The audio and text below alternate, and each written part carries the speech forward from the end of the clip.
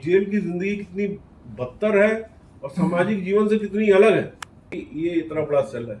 पहले हम ये दिखाएं जेलों का इतिहास क्या रहा, कितने बड़े सेल में गैंगस्टर रहते हैं, क्या क्या हम वेलफेयर का काम कर रहे हैं, और ये जो गैंगस्टर रहते हैं इनको क्या क्या लेबर अलॉट होता है, किस तरीके से जेल की जिंदगी होती है। इसको अगर हम बाहर ले आए तो इससे क्या होगा कि हमारे समाज में एक जागरूकता बढ़ेगी, एक लोगों को पता रहेगा।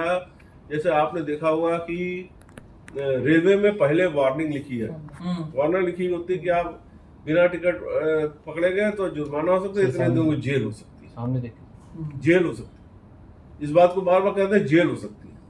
तो जेल हो सकती है कहने का मतलब कि आपने जेल नहीं जाना, इसलिए आप ये काम नहीं करिए, यही है।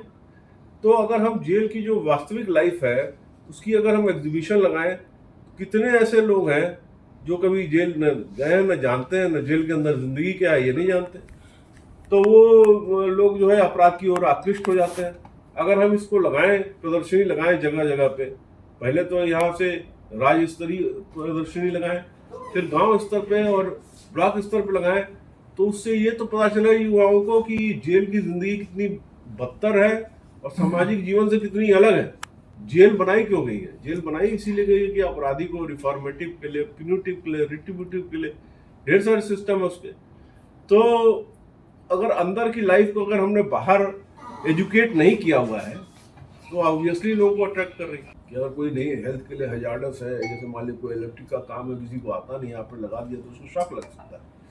तो हेल्थ के लिए हजार्डस नहीं होना चाहिए जब तक दूसरा उसके लिए क्वालिफाइड ना हो और विलिंग ना हो, दोनों भी, क्वालिफाइड भी हो विलिंग भी हो, तभी आप उसको दे सको। तीसरा इसमें जो मेन इशू है वो आपने बहुत अच्छा प्रश्न उठाया कि इनकी आपस में राइवलरी होती है।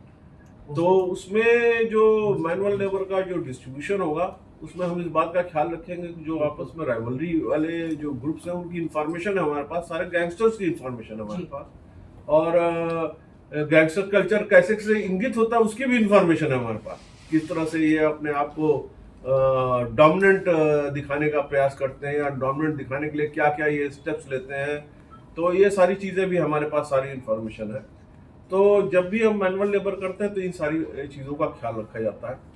और जो गैंगस्टर्स को हम बाहर लेके काम करा रहे हैं या कुछ कर रहे हैं तो हम इसमें पक्का ख्याल रखेंगे कोई एस्केपी घटना हो। अगर सारे गैंगस्टर्स को हम एक साथ टैकल करें, नंबर काफ़ी हो रखा है, तो अगर एक साथ हम सबको टैकल नहीं कर सकते तो हम फेजेस में टैकल करेंगे, पर हम गैंगस्टर कल्चर को नहीं चलने देंगे, नहीं चलेगा। काम तो करना पड़ेगा, मैनुअल लेबर इनको करना पड़ेगा। ये भाई जी culture is over in Haryana jail, it is finished, days are gone.